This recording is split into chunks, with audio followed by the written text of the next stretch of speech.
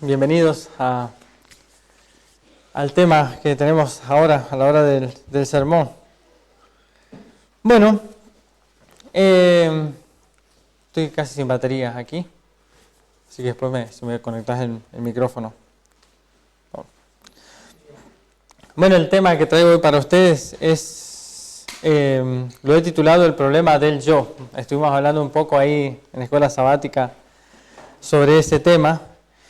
Y bueno, por eso elegí el himno 151, que hablaba un poco de algo sencillo, ¿no?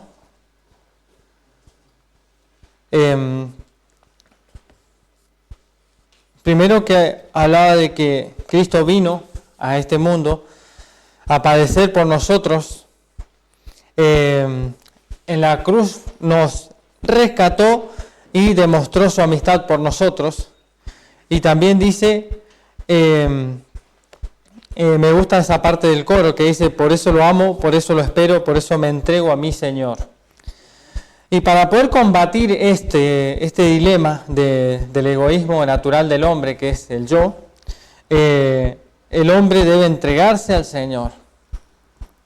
Esa es la principal causa, la principal cura, digamos, para este problema, para este gran dilema que el ser humano se le presenta. Evidentemente, después de la caída del hombre, sabemos bien que el hombre ha desarrollado esta capacidad de siempre buscar lo que a él le conviene y lo que más le gusta. Bueno, tengo que pasar yo las diapositivas, así que es una lástima que aquellos que están viendo por internet no puedan verlas, pero bueno, pueden seguir la lectura a través de lo que vamos a ir anunciando aquí.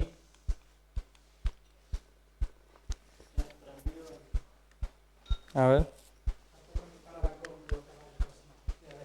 Ajá.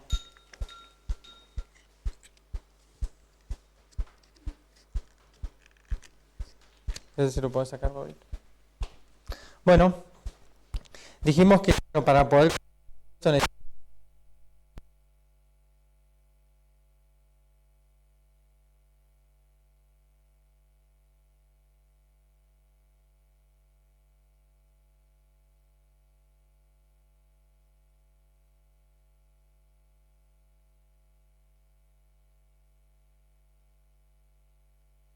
buscar en nuestras Biblias, vamos a buscar en Éxodo 19, uno de los primeros dilemas.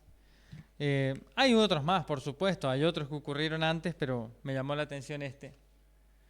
Ahí vemos la imagen, ¿no? No se alcanza a ver bien, pues está bien oscuro. Una persona que se exalta a sí misma, ¿no? Hay otras imágenes, me gustó esta porque... Bueno, hay niños, pero no están acá ahora. Entonces quería que ellos vieran eso, ese tema, ¿no? Esa imagen ahí, de que a veces uno desde pequeño ya comience con este problema. Y que desde pequeño se puede solucionar con esto, se puede solucionar con la ayuda de Dios. Bueno, ahí está el texto, Éxodo 19 para los que están aquí, si les cuesta buscarlo, y si no, bueno, los que están por internet pueden buscarlo a través de sus Biblias. Dice así, del 1 hasta el 8, versículos 1 hasta el 8. En el mes tercero de la salida de los hijos de Israel de la tierra de Egipto, en el mismo día, dice, llegaron al desierto de Sinaí. Habían salido de Refidim y llegaron al desierto de Sinaí, y acamparon en el desierto, y acampó allí Israel delante del monte. Y Moisés subió a Dios, y Jehová lo llamó desde el monte, diciendo, así dirás a la casa de Jacob, y anunciarás a los hijos de Israel, vosotros visteis lo que hice a los egipcios, y cómo os tomé sobre alas de águila, y os he traído a mí. Acá hay un punto importante. Dios le mostró acá a Israel, antes de dar su ley, y antes de que Moisés subiera al monte en este caso, que algo interesante. Dice, vosotros viste lo que hice a los egipcios. Cómo yo los tomé como alas de águila y cómo yo los he traído a mí. Es decir, ustedes dependen de mí para poder salir adelante. Bien. Les dijo el Señor aquí. Bueno, vamos a seguir leyendo. Ahora pues, dice, si dieres oído a mi voz y guardares mi pacto, vosotros seréis mi especial tesoro sobre todos los pueblos, porque mía es toda la tierra. Vosotros me seréis un reino de sacerdotes y gente santa. Estas son las palabras que dirás a los hijos de Israel. Ese pacto, ¿qué pacto era? ¿Con qué estaba relacionado ese pacto?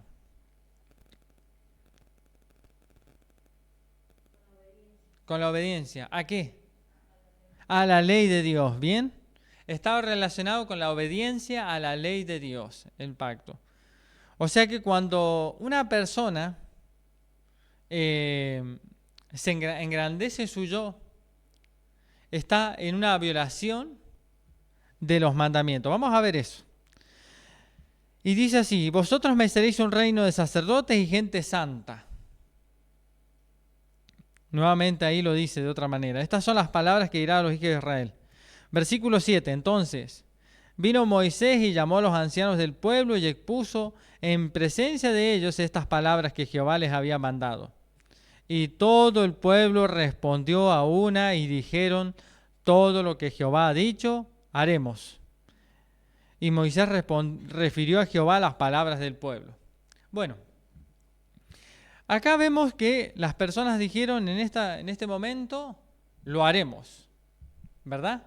Eso lo hemos visto muchas veces, lo hemos estudiado muchísimas veces también. ¿Y qué pasó cuando llegó el momento de la prueba? Cuando estaba Moisés en el monte Sinaí, ¿qué pasó abajo?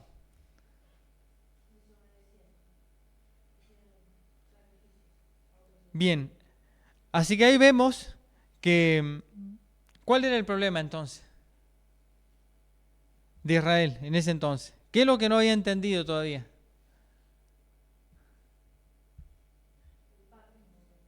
Bueno, no había entendido el pacto, pero había un problema también de orgullo en ellos también. No sé si lo ven de la misma manera, ¿verdad? Quizás no todos lo vemos de la misma manera. Pero el problema del orgullo de ellos es que ellos dijeron, sí, lo vamos a hacer. Y cuando llegó el momento de hacerlo, no pudieron hacerlo. ¿Por qué no pudieron hacerlo?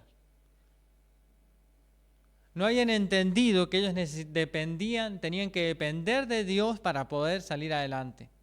Dios les había dicho, como dijimos en el versículo anterior, ahí en el versículo 5, perdón, en el versículo 4. Dios les dijo en el versículo 4, vamos a leer nuevamente, vosotros viste lo que hice a los egipcios y cómo os tomé, dice, sobre alas de águila, yo os he traído a mí. Es decir, el Señor dijo, ustedes, gracias por mí pudieron salir adelante. Ahora, ¿el pueblo qué tenía que hacer cuando hay algo que sabemos que el pueblo tuvo que hacer en su momento? Cuando salieron de Egipto y llegaron ahí al Mar Rojo, ¿qué es lo que tuvieron que hacer ellos? ¿Se acuerdan de eso? Estaban ahí a la orilla del mar, ahí, no sé. Exactamente, tuvieron que avanzar. Esa fue su parte, poner el pie en el agua, ¿verdad? Fue lo único, ya lo hemos visto eso, pero esa fue su parte. Pero acá Dios le está diciendo, yo los liberé a ustedes. Ustedes si están conmigo, dependen de mí, ustedes van a poder salir adelante. Pero ¿qué pasó? Cuando se fue Moisés allá arriba, ellos se olvidaron de que dependían de Dios y empezaron y lo que habían dicho que iban a cumplir, no lo cumplieron. ¿Por qué? Porque no entendieron de que dependían de Dios para poder obedecer los mandamientos. Bueno, ese es un punto allí. Vamos a pasar al siguiente. Osvaldo mencionó algo allí mientras estábamos en escuela sabática, donde había comenzado este problema. Este problema comenzó allá en el cielo. Y fíjense que el yo es un problema de orgullo. Y bueno, y es algo totalmente serio, como dice ahí ese subtítulo que le puse allí. Así como lo tengo allí, lo tengo acá. Porque no hay más que tener en cuenta de que este punto, ¿no? Que es algo totalmente a tener en cuenta, este problema del orgullo. Bueno, en Isaías 14, 12 al 14, le puse como aparentemente así está en el original escrito. Como caíste del cielo, oh lucero, hijo de la mañana. Isaías 14, versículos 12 al 14. Cortado fuiste por tierra, tú que debilitabas las naciones, tú que decías en tu corazón, yo subiré al cielo, en lo alto, junto a las estrellas de Dios yo levantaré mi trono, y en el monte del testimonio me sentaré a los lados del norte. Sobre las alturas de las nubes yo subiré, y yo seré semejante al Altísimo. Sé que yo lo he puesto en otras oportunidades, a este texto de esta manera, pero quería volver a resaltar esta idea, que cuál era el problema del enemigo de las almas. ¿Cuál era el problema? El yo. El yo. Así dice que está escrito en el original, sino que la traducción dice subirá al cielo y se sobreentiende, ¿verdad? En el idioma nuestro. Pero es bueno que tengamos el original como realmente dice, que dice yo subiré, yo esto, yo aquello, ¿verdad? Su problema era el yo. Vamos a ver la siguiente. Si Ezequiel pensaba diferente, porque este es otro profeta. Y bueno, en Ezequiel 28, 17 dice así: se enalteció tu corazón a causa de ¿qué? De tu hermosura. Corrompiste tu sabiduría a causa de tu esplendor. Yo te arrojé por tierra delante de los reyes, te pondré para que miren en ti. ¿Cuál era el problema de Satanás? Nuevamente. Ahí lo vemos, solamente que hay muchísimas maneras de identificar el yo. En este caso, Ezequiel lo identificó como que su corazón se enalteció, se fue más alto de lo que debería haber sido, ¿no? Y eso fue porque él era hermoso. La hermosura, él se creía hermoso, ¿verdad? Eso en ese sentido, ¿ah? Por eso se enalteció su corazón. Dios lo había hecho perfecto y hermoso. Así dice la Escritura. Pero él se atribuyó algo más en su corazón. Dice que corrompió su sabiduría a causa de su esplendor. Así que ahí vemos el problema de Satanás, ¿no? Nuevamente Ezequiel nos muestra de otra manera que el problema de Satanás era el yo. Bueno, es algo que ya lo hemos visto en otras oportunidades, pero me vale la pena recordarlo, creo yo. Cuando Satanás engañó al hombre, introdujo este problema en el hombre. Ya sabemos, dice Génesis 3, 1 al 6, está todo el problema. Pero dice Génesis 3, versículos 4 y 5. Entonces la serpiente dijo a la mujer, no moriréis, sino que sabe Dios que el día que comáis de él serán abiertos vuestros ojos y seréis como Dios, sabiendo el bien y el mal. Bueno, nuevamente, ¿dónde está la introducción del yo en la humanidad? A ver.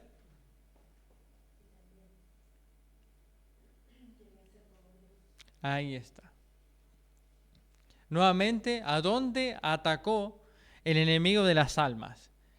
En el yo de Eva, en este caso. Después vamos a leer unas citas, pero que están muy interesantes. Estaba en el yo. Quería ser como Dios. ¿Mm? Bueno, vamos a pasar a las citas, que son muy claras. Bien. Al hombre, dice obra maestra de la creación, Dios le dio la facultad de comprender sus requerimientos para que reconociese la justicia y la benevolencia de su ley y su sagrado derecho sobre él, y del hombre se exige una respuesta obediente. Bueno, vamos a ver que el problema del orgullo tenía que ver con una desobediencia a la ley de Dios. Bien, o sea que cuando somos orgullosos o tenemos este problema del yo, es ir contrario a la ley de Dios. Es pecado. Bien, ahora dice así: como los ángeles, los moradores del Edén habían de ser probados. Solo podían conservar su feliz estado si eran fieles a la ley del Creador. Podían obedecer y vivir o desobedecer y perecer. Los ángeles habían prevenido a Eva que tuviese cuidado de no separarse de su esposo mientras éste estaba ocupado en su trabajo cotidiano en el huerto. Estando con él, correría menos peligro de caer en tentación que estando sola. Quiero resaltar un punto aquí interesante. Quizás no tenga que ver con el tema, pero me llamó la atención y quería corroborarlo con ustedes. ¿Podemos comprobar bíblicamente que los ángeles visitaban el huerto?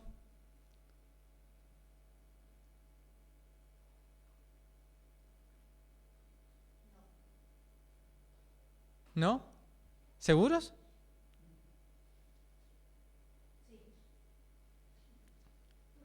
Bien. Ahí en Génesis, en el mismo capítulo, después de que el hombre fue expulsado, esto es para tenerlo en cuenta, hermanos, porque si no alguien les puede llegar a preguntar en alguna oportunidad. Cuando después Dios los saca del huerto al hombre, ¿qué dice que pone en la entrada del Edén? Los querubines, exactamente. ¿Y lo podían ver? Claro. Ponen unos querubines con una espada de fuego, ¿no? Claro, exactamente. Entonces, acá vemos que los ángeles no solamente los vieron allí, en la entrada cuando Dios los sacó, sino antes también.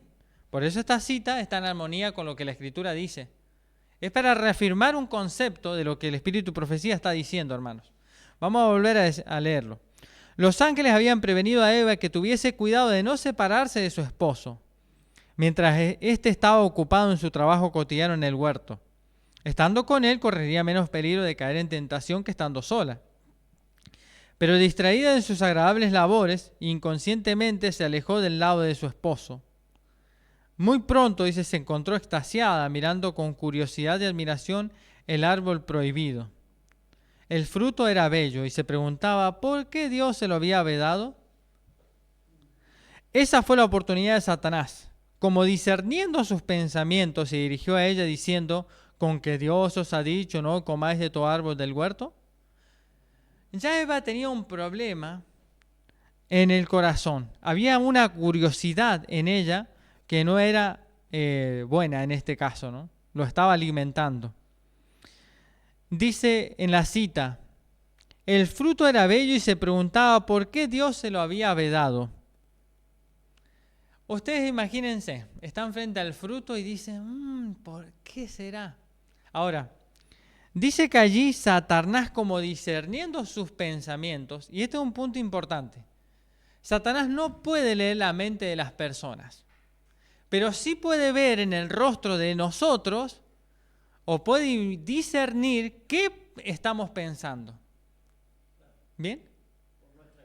Exactamente. Si algo que no está bien a nosotros nos gusta, Satanás puede saberlo porque según la expresión del rostro que nosotros tenemos, porque él puede discernir eso. ¿Bien? Así que esto es un punto importante a prestar atención. O sea que para vencer algo tenemos que... Es una lucha, hermanos, ¿eh? Es tremenda. Satanás sabe que nos gusta, no por lo que pensamos, sino por lo que hacemos y los gestos nuestros, por las actitudes nuestras. ¿Bien? Y claramente por lo que hablamos, que eso sí lo puedo escuchar. Lo que no puedo entrar es acá adentro. Bien. El tentador afirmó que jamás llegaría a cumplirse la divina advertencia que le fue hecha meramente para intimidarlos. Tal ha sido la labor que Satanás ha llevado adelante con gran éxito desde los días de Adán hasta el presente. Tienta a los hombres a desconfiar del amor de Dios y a dudar de su sabiduría. Constantemente pugna por despertar en los seres humanos un espíritu de curiosidad irreverente. Acá estaba el problema, ¿no? Cuando vio el fruto dice que lo vio y sentía una extraña... se preguntaba por qué Dios se lo había vedado, pero podemos decir que tenía una extraña atracción por eso, que Dios le había vedado. Y acá entonces dice que Satanás tienta a los hombres a desconfiar del amor de Dios, dudar de la sabiduría y despertar en los seres humanos un espíritu de curiosidad irreverente. Pero, esto es un punto importante porque esta mera curiosidad irreverente que el enemigo intenta despertar es la que nos lleva a nosotros a ir más allá de lo que no deberíamos ir. ¿Bien? Dice, un inquieto e inquisitivo deseo de penetrar en los inescrutables secretos del poder y la sabiduría de Dios. En sus esfuerzos por escudriñar aquello que Dios tuvo a bien ocultarnos, muchos pasan por alto las verdades eternas que nos han revelado y que nos han sido esenciales para nuestra salvación. A ver si...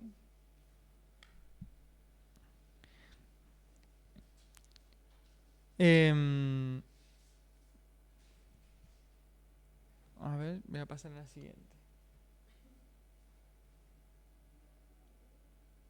Bueno, no sé si me perdí con las citas. Bueno.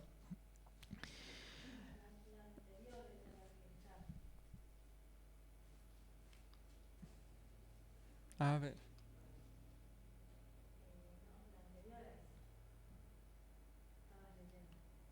Allí. Listo. Esenciales para nuestra salvación. Bien, ahí está. Me había faltado esa cita.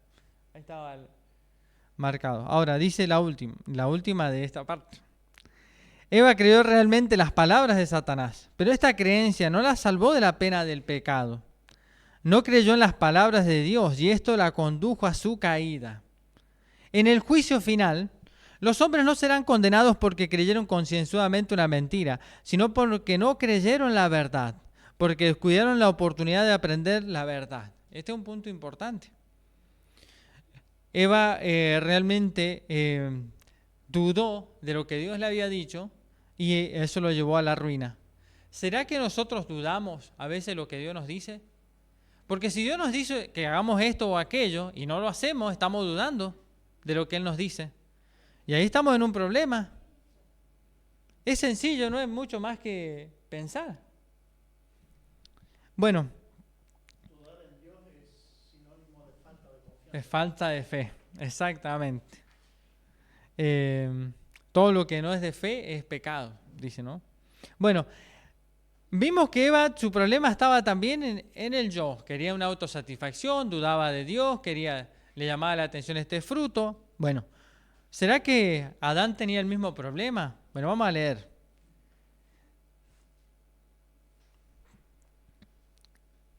Dice, Adán comprendió que su compañera había violado el mandamiento de Dios. ¿Había violado la ley de Dios, Eva? Claro, porque había codiciado el fruto, lo comió, deshonró a su padre. Dios le había dicho que no debían comer porque iba a venir la muerte, o sea, mató a los seres humanos por comer del fruto. Bueno, todas esas cosas. Bueno, así que Adán comprendió que su compañera había violado el mandamiento de Dios.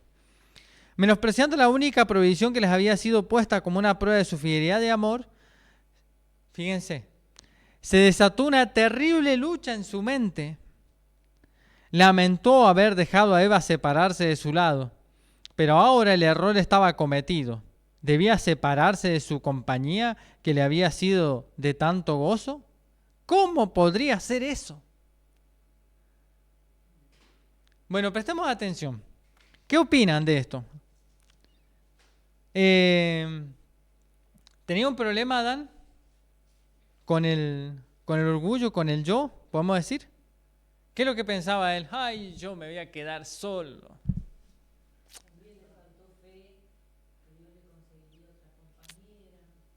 Bien. Dice que él lamentó haber dejado a Eva separarse de su lado, pero el error estaba cometido. Ya asumió eso. Pero debía separarse de su compañía que le había sido tanto gozo como podría. ¿Cómo podría hacer eso? Fíjense cómo ya el enemigo había introducido esta idea del yo en los hombres. Y bueno, esto era una solución que había que darle, ¿no? Ya estaba este gran problema del yo y lo introdujo Satanás en el hombre. Bien, ahí está. Se quería seguirse complaciendo de la compañía de Eva. Así que vemos acá que Adán ya tuvo este problema. Bueno, ahora vamos a adelantarnos un poco, bastante, diría yo. Cuando Jesús vino a la tierra como hombre, ¿este problema del yo persistía? Bueno, vamos a ver unos casos allí. Lucas 18, 11, versículo, hasta el 12, perdón. Lucas el capítulo 18, versículos 11 y 12. Miren este caso. Presten atención. Dice, el fariseo puesto en pie oraba consigo mismo de esta manera. Dios, te doy gracias porque no soy como los otros hombres, ladrones, injustos, adúlteros, ni aun como este publicano. Dice, ayuno 2 veces a la semana, doy diezmo de todo lo que gano. ¿Qué opinan? ¿Estaba el yo todavía ahí en ellos? ¿Estaba es tremendo. A veces no nos damos cuenta de que en en este caso, pero hay otros casos, hermanos, que sabemos nosotros. Porque Dios nos ha mostrado ya esta condición en nosotros, pero no estamos tomando carta en el asunto, no estamos corrigiendo este problema. Y fíjense que este no era un problema solamente de este hombre. Ahí en la cita de abajo, discurso del Maestro de Jesucristo, dice: en tiempos de Cristo, los dirigentes religiosos del pueblo se consideraban ricos en tesoros espirituales. La oración del fariseo, Dios, dice, te doy gracias, porque no soy como los otros hombres, expresaba el sentimiento de su clase y en gran parte de la nación entera. Toda la nación estaba ya con este problema del yo. Bueno, vamos a ver, el otro caso está ahí en Lucas, el capítulo 9, versículo 59. Lucas 9, versículo 59. Dice así: y dijo a otro, sígueme. Y él le dijo, Señor, déjame que primero vaya y entierre a mi padre. ¿Cuál era el yo en este caso de este hombre?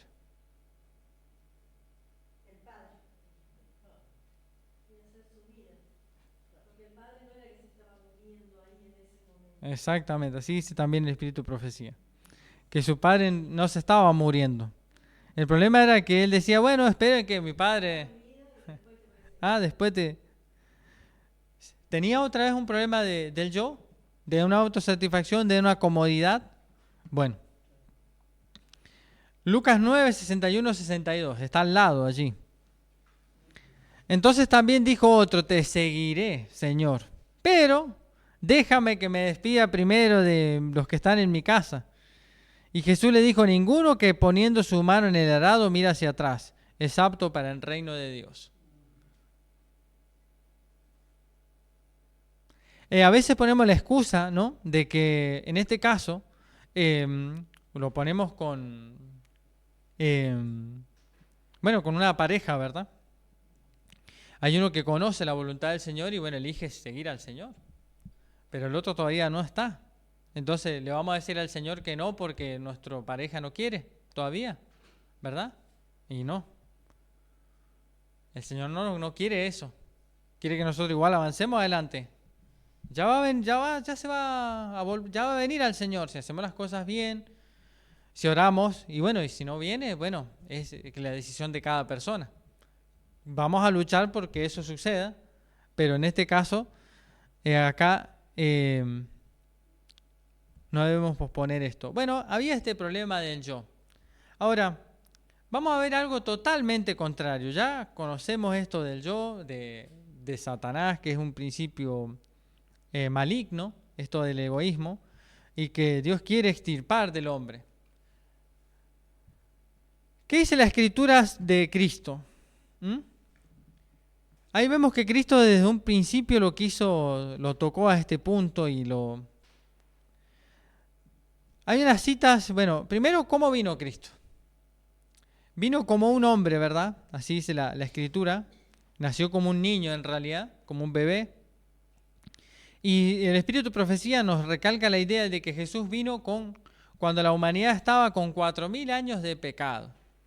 Dice que aún hubiese sido una deshonra venir cuando estaba, venir y hacerse hombre, venir en la naturaleza como estaban Adán y Eva antes de pecar. ¿Por qué? Ahora pongámonos a pensar un poquito para que podamos tener una mayor comprensión de los textos que vamos a leer. Dios es el creador del universo. Él dijo y fue hecho, dice la Escritura. Él mandó y existió. Al universo, nosotros no podemos ni siquiera salir de la Vía Láctea para poder, viajando en una nave, no podemos ni siquiera salir de la Vía Láctea, digamos, para poder sobrevivir. Bueno, así que para poder comprender la grandeza de lo que Dios ha creado y de lo que Dios es en realidad para los seres humanos, de lo que Dios es en realidad para nosotros. Ahora, tomó la decisión que para poder venir a salvarnos y ser un ejemplo para nosotros, de hacerse un hombre, pequeñito, un bebé, que es una motita de arena en una playa. ¿Cuántas piedritas hay en una playa, ¿no? Y bueno, es para entender lo que se tuvo que trabajar, ¿no? y vino acá para salvarnos a nosotros. Estuvo a punto de morir porque el enemigo de las almas dice que lo quiso matar, así dice Apocalipsis 12 y también ahí en Mateo 2:16 por medio de Herodes, que era el poder romano, sabemos eso. Bueno, ahora, lo que dice, ahora comprendemos un poquito mejor lo que dice Filipenses 2:8. Dice así: y estando en la condición de hombre, dice, se humilló a sí mismo, haciéndose obediente hasta la muerte y muerte de cruz. Es totalmente contrario la actitud de Dios con respecto al enemigo de las almas, ¿verdad? Al enemigo de las almas. Y esto nos hace pensar un poco qué es lo que Dios quiere hacer con nosotros. Si nosotros hacemos lo que Cristo hizo, vamos a salir victoriosos de esta guerra contra el yo. Si comprendemos todo lo que Jesús dejó por nosotros y lo que vino a sufrir y a morir. ¿Bien? Ahora, me llamó la atención, dijimos que también hace un momento en la escuela sabática, que muchas de las cosas que, bueno, el relato de Nicodemo fue algo que se pasó de boca a boca. Y esto no está escrito en los evangelios, lo que dijo el apóstol Pablo acá, pero seguramente alguien se lo dijo y fue algo maravilloso. Hechos 20:35 dice: en todos enseñados que trabajando así, dice, se debe ayudar a los necesitados y recordar las palabras del Señor Jesús que dijo: más bienaventurado es dar que recibir. Jesús era una persona que no tenía nada de egoísmo en su corazón. Siempre ha dado a los seres humanos. Dio todo lo que Dios, sin embargo, el Padre también dice que Dios dio todo lo que tenía, que era su Hijo. Y bueno, y tomó estas palabras, ahora volviendo a lo que dice el apóstol Pablo, ¿no? En los evangelios no hay nada que diga, Jesús dijo en alguna oportunidad que había que dar, así como dijo acá, ¿no? Más bienaventurado es dar que recibir. Me olvidé de traer unas anotaciones que había allí sobre un comentario más completo sobre lo que significa esto. Pero bueno, así que Jesús se gozaba, no tenía nada de yo, nada de orgullo, y se gozaba en dar. Y fíjense que esto se transmitió hasta a una persona que, como sabemos, como el apóstol Pablo, que era totalmente egoísta. Así que podemos ver que el contacto con Dios o el estar más cerca de Dios a nosotros nos destruye el yo. Que ese es el fin de lo que queremos estudiar hoy. Bueno, espero que no nos esté aburriendo.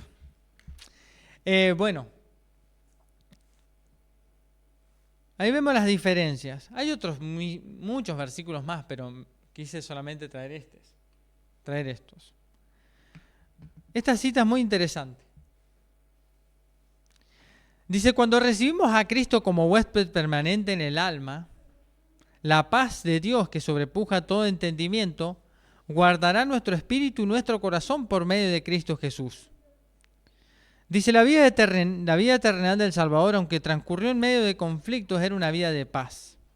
Aunque lo acosaban constantemente enemigos airados, dijo: el que me envió conmigo está, no me ha dejado solo el Padre, porque yo hago siempre lo que le agrada. Ninguna tempestad de la ira humana o satánica podía perturbar la calma de esta comunión perfecta con Dios.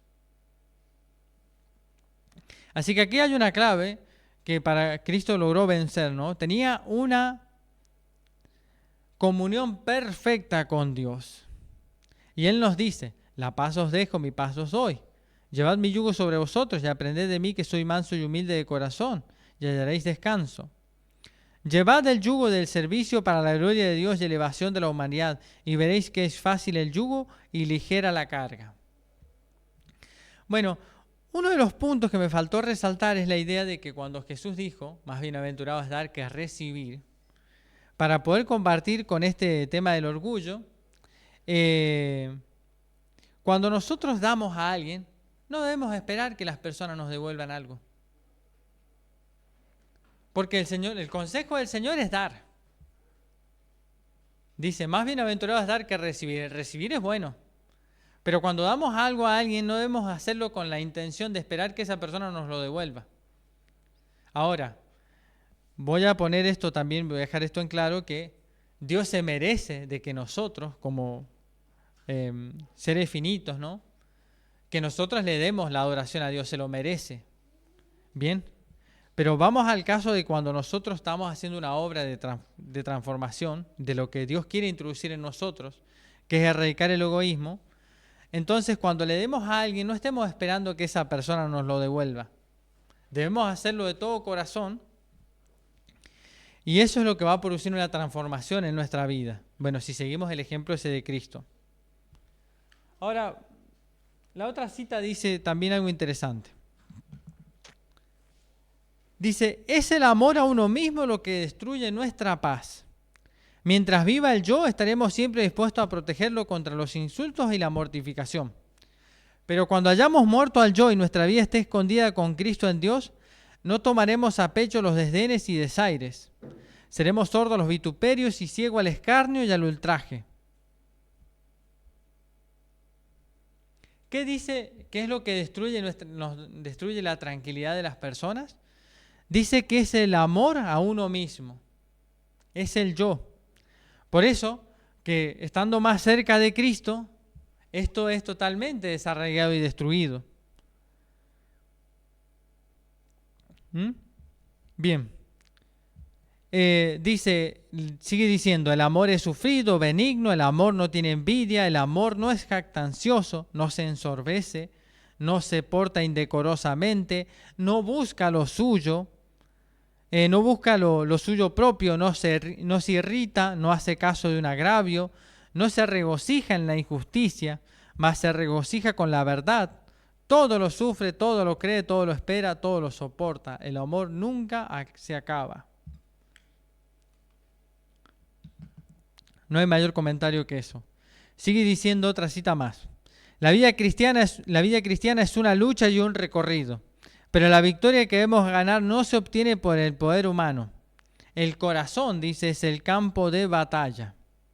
Y la batalla que hemos de librar, la mayor que hayan peleado los seres humanos, es la rendición del yo a la voluntad de Dios. El sometimiento del corazón a la soberanía del amor. Bueno, acá nos hace pensar un poquito, ¿verdad?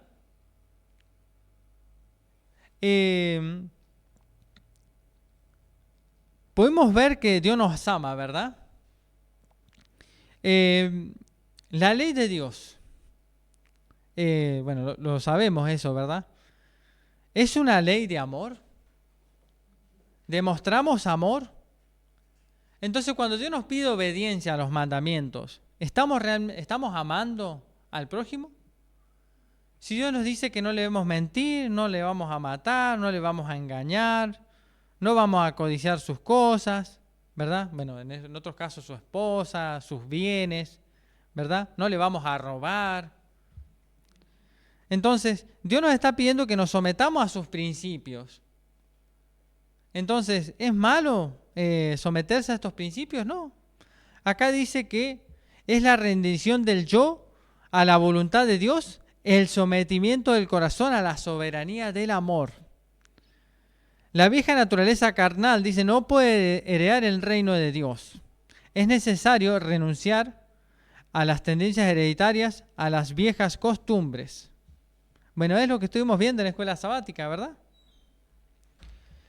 Ahora, esto no es fácil, porque dice, el que decida entrar en el reino de los cielos descubrirá que todos los poderes y las pasiones de una naturaleza pecaminosa apoyados por la fuerza del reino de las tinieblas se despliegan contra él. O sea, el enemigo no va a dejar que esto suceda, pero ¿qué tenemos que hacer? Dice, el egoísmo y el orgullo resistirán todo lo que revelaría su pecaminosidad. No podemos por nosotros mismos vencer los malos deseos y hábitos que luchan por dominarnos. No podemos vencer al enemigo que nos retiene cautivos. Y ahí nos da la clave. Solo Dios puede darnos la victoria. Él desea que disfrutemos del dominio sobre nosotros mismos, sobre nuestra propia voluntad y malos hábitos. Así que acá tenemos otra clave. No la tengo señalada con color. Así, con color violeta. ¿Cómo hacemos para poder entonces lograr una victoria con Dios a nuestro lado? Dice allí que Él desea que disfrutemos del dominio de nosotros mismos sobre nuestra propia voluntad y sobre los malos hábitos. ¿Dónde tenemos que atacar, según esta cita, para poder vencer y lograr una victoria? ¿Cuál es el problema que tiene la humanidad? El que cada uno tiene diferentes hábitos. O sea, el problema para poder vencer la naturaleza pecaminosa del orgullo y el egoísmo es por los hábitos que el ser humano ha forjado. Cada uno tiene diferentes hábitos o malos hábitos, como dice aquí, y Dios quiere que nosotros venzamos eso. Para poder lograr una victoria tenemos que examinar qué hábitos tengo yo que son contrarios a los que Dios me ha dicho.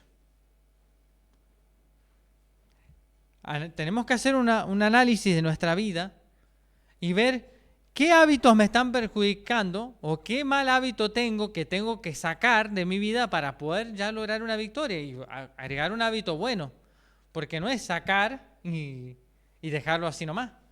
Porque ¿qué decía la Escritura? Cuando uno limpia su casa, después la deja arreglada, llegan 7 demonios peores y el postrer estado es peor que el que estaba antes. O sea, lo que Dios dice es que nosotros tenemos que sacar lo malo, pero llenar con algo bueno, porque si no, no tiene sentido. O sea, yo creo que parte de la solución para lograr una buena victoria es tener buenos hábitos, porque Dios quiere erradicar esos malos hábitos que están allí en el corazón del hombre. Ahora dice, no puede obrar en nosotros sin nuestro consentimiento y cooperación. Ahí sigue diciendo la clave. El Espíritu Divino obra en beneficio de la facultad y los poderes otorgados a los seres humanos. Debemos cooperar con Dios. Bien. Ahí se apagó. Está chiquito, perdón. Y ahí dice la clave. No se obtiene la victoria sin mucha oración ferviente, sin humillar el yo a cada paso. Nuestra voluntad no debe verse forzada a cooperar con los agentes divinos. Debe someterse voluntariamente. Aunque Dios pudiera imponer la influencia del Espíritu Santo con una intensidad 100 veces mayor, eso no nos haría cristianos, no nos haría personas listas para el cielo. No se destruiría la influencia de Satanás. La voluntad humana debe colocarse de parte de la voluntad de Dios. Por nosotros mismos no podemos someter nuestros propósitos, deseos e inclinaciones a la voluntad de Dios. Pero si estamos dispuestos a someter nuestra voluntad a la suya, Dios cumplirá su parte. ¿Por qué? Dios cumple su parte. Bueno, cuando oramos, cuando leemos y cuando trabajamos por las almas. Dios hace su parte, pero tenemos que hacer estas acciones que dependen de la cooperación nuestra con Dios. Porque Dios nos muestra, por ejemplo, vamos a poner un ejemplo, ¿no?, que sabemos que es sencillo. Dios dice en sus mandamientos, no mentirás. ¿Y vamos a mentir entonces? Si seguimos mintiendo, ¿estamos cooperando con Dios o no? ¿Y no? Pero ¿cómo sabemos que mentir es malo? Y bueno, si pasamos más tiempo con Dios y oramos al Señor y le pedimos, Señor, que nos ayude a dejar de mentir en un caso específico, y luego cuando tenemos la oportunidad, vamos a mentir, ¿verdad? No, ahí es donde tenemos que actuar de acuerdo a lo que Dios nos ha enseñado. Dios nos revela en su palabra que mentir es malo. Lo leemos. Oramos a Dios y le pedimos que nos ayude a vencer ese hábito malo que tenemos de pecar. Y luego cuando se nos presenta la oportunidad, tenemos que cooperar con Dios haciendo su voluntad, no mintiendo. Porque ahí están las claves. Si le pedimos a Dios que nos ayude a dejar de mentir, lo hemos leído, sabemos que está mal. Y después cuando tenemos la oportunidad, seguimos practicando la mentira, entonces, ¿de qué nos sirve? Entonces por eso es que dice, debemos estar dispuestos a someter nuestra voluntad a la suya. ¿Bien? Sabemos que la voluntad de Dios es que está gobernada por la soberanía del amor. ¿Bien? Dice, aún si tiene que derribar argumentos y toda altivez que se levanta contra el conocimiento de Dios y llevando cautivo todo pensamiento a la obediencia a Cristo. Entonces nos ocuparemos de nuestra salvación con temor y temblor, porque Dios producirá en nosotros tanto el querer como el hacer por su buena voluntad. Bien. Así que cuando nos sometemos a Dios, entonces ya nos ocuparemos, dice acá, como dice este texto, ¿no? Y dice que ahí Dios va a producir en nosotros tanto el querer como el hacer por su buena voluntad. Se va a convertir en un buen hábito, hacer las cosas bien. ¿Bien? Ahora, quería traer esta cita porque Satanás dice el yo, el yo, el yo, el yo, el yo. Y Dios tiene algo diferente, a ver. No sé si se alcanza a leer, es una lástima porque no me dio tiempo a agrandarle la letra para que lo pudieran ver. Después les paso la cita. Bueno, dice así, esta cita. Por su humanidad, dice Cristo, tocaba a la humanidad. Por su divinidad se hacía del trono de Dios. Como hijo del hombre se nos dio un ejemplo de obediencia. Como hijo de Dios nos imparte poder para obedecer. Fue Cristo quien habló a Moisés de la zarza del monte Horeb diciendo, yo soy el que soy. Así dirás a los hijos de Israel, yo soy, me ha enviado a vosotros. A ver, si me perdí. Tal era la garantía de la liberación de Israel. Asimismo, cuando vino en semejanza de los hombres, se declaró, yo soy el niño de Belén, el manso y humilde Salvador. Es Dios manifestado en carne. Y a nosotros nos dice, yo soy el buen pastor. Dios siempre está atento a las necesidades de cada uno de nosotros y está atento al cuidado de cada uno de cada uno de los seres humanos. Por eso cuando nosotros le pedimos a Dios nuestra ayuda, Él está allí para guiarnos, para decirnos cómo debemos actuar y está allí para cuidarnos. Y como dice aquí esta cita, dice, yo soy el buen pastor. También dice, yo soy el pan vivo. ¿Cuál es el pan que Dios nos pide a nosotros que debemos pasar tiempo, con el cual debemos pasar tiempo todos los días, ¿no? Con la Biblia. Y en la oración modelo dice, el pan nuestro, dánoslo hoy. ¿Qué es lo que estaba resaltando Cristo en esa oración también, no? El pan, ¿debemos cuánto? ¿Debemos comerlo hoy y ya mañana lo dejamos? No, todos los días necesitamos comer pan. Por eso dice el pan nuestro, dánoslo hoy. Bueno, si pasamos tiempo con el pan de vida que es Cristo, va a haber una transformación. Dice, yo soy el pan vivo. Yo soy el camino y la verdad y la vida. ¿Saben? O sea, si Cristo está unido con la verdad, es contrario a la mentira, que es la desobediencia de la ley de Dios, en el cual pudimos ver que Él introdujo en la humanidad, cuando introdujo el yo en el hombre, ¿no? Que lo incentivó a pecar, ¿verdad? Le mintió a Eva creyó esa mentira, y sabemos también las consecuencias que tuvo, ¿verdad? Y Cristo es la verdad, Cristo no nos miente, nos dice la verdad, es la vida, porque sabemos que dio su vida por nosotros, para que nosotros no tuviésemos que pagar la condenación del pecado que nos tocaba pagar a nosotros, Él la pagó Él por nosotros. Así que cuando Él dice, yo soy el camino, la verdad y la vida, es digno de que se pueda decir el yo, ¿verdad? Ese yo es el que nosotros debemos contemplar. Y si contemplamos ese yo de Cristo, vamos a ser transformados. Dice, toda potestad me da en el cielo y en la tierra. Yo soy la seguridad de toda promesa. Yo soy, dice, no tengas miedo. Dios con nosotros es la seguridad de nuestra liberación del pecado, la garantía de nuestro poder para obedecer la ley del cielo. Así que cuando contemplamos más a Cristo, vamos a poder lograr las victorias que no podemos lograr ahora.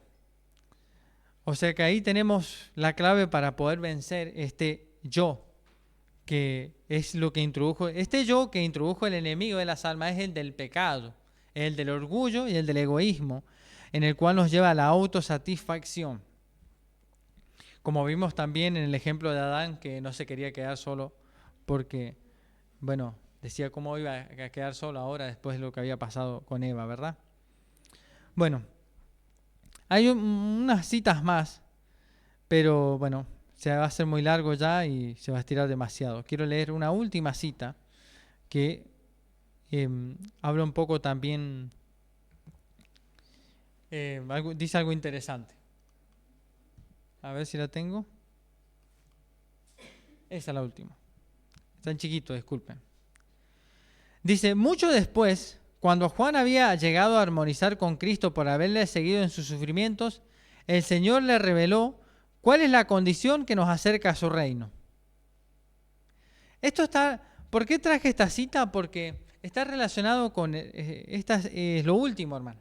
Estamos en el último tiempo. Entonces, debemos erradicar el yo para que Cristo pueda lograr, para que nosotros podamos ser transformados y podamos estar listos para dar el mensaje a los que les tenemos que dar a las personas. Pero si no erradicamos el yo, no vamos a poder dar un mensaje porque va a estar lleno de egoísmo el mensaje, ¿verdad? Y lo que Dios quiere es que sea exaltado Cristo, no nosotros. Bueno, voy a volver a leer.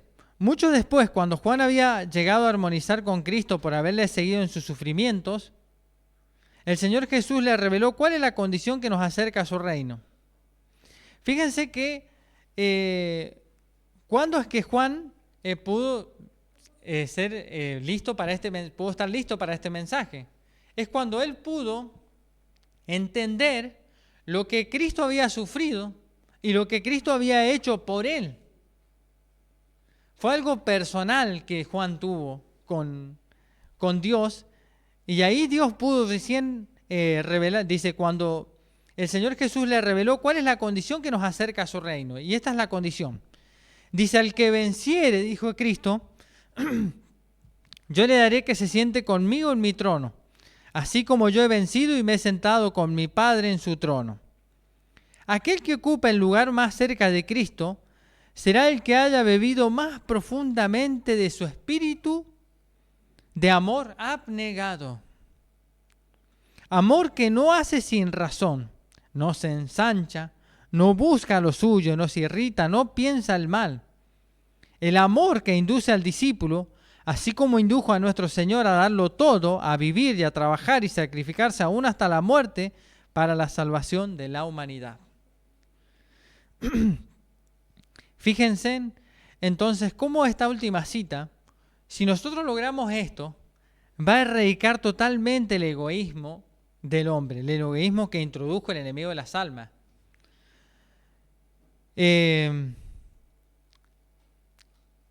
Si nosotros pasamos más tiempo bebiendo profundamente del espíritu de ese amor abnegado que Cristo tuvo en su vida, vamos a tener esta transformación. Una transformación que no se va a fijar, como dijimos en un principio, en si alguien nos dijo algo o si alguien nos molestó. Evidentemente, no nos vamos a molestar por eso. Y dijo algo una hermana la otra vez, ¿no? Dijo algo muy interesante, ¿no? Bueno, se me acaba de ir, pero dijo algo de cuando Cristo estaba en la cruz allí, que Él no se fijaba. Así dijo, Padre, perdónalos porque no saben lo que hacen, ¿no? Y bueno, creo que está en armonía con esto que estamos leyendo acá, ¿no? Ya no, vamos a pensar así cuando alguien nos haga algo. Porque esa persona no sabe realmente el daño que nos puede causar y no sabe lo que hace en realidad. Y por eso ya no nos vamos a tomar tan a pecho algo. Y vamos a actuar como Cristo, ¿no? Que a pesar de estando allí sufriendo por nosotros en la cruz y por darnos la salvación, no le tenía en cuenta eso a las personas, sino que estaba esperando la oportunidad, les dio una oportunidad más después por medio de los discípulos para que se arrepintieran. Claro, no tomaron esa oportunidad, pero asimismo después los discípulos le volvieron a dar un mensaje, tuvieron una oportunidad más, y así Dios quiere transformar nuestras vidas, que hasta lo último que una persona tenga la oportunidad de salvarse, nosotros revelemos así un carácter semejante como al de Cristo, que aprovechemos hasta la última oportunidad de que una persona tenga de entregarse al Señor. Bueno, no sé si me entienden lo que quise decir, ¿no? Pero bueno, Así que bueno, este es el último pensamiento que quiero que quede en nosotros del día de hoy. Bueno, esta es la parte final.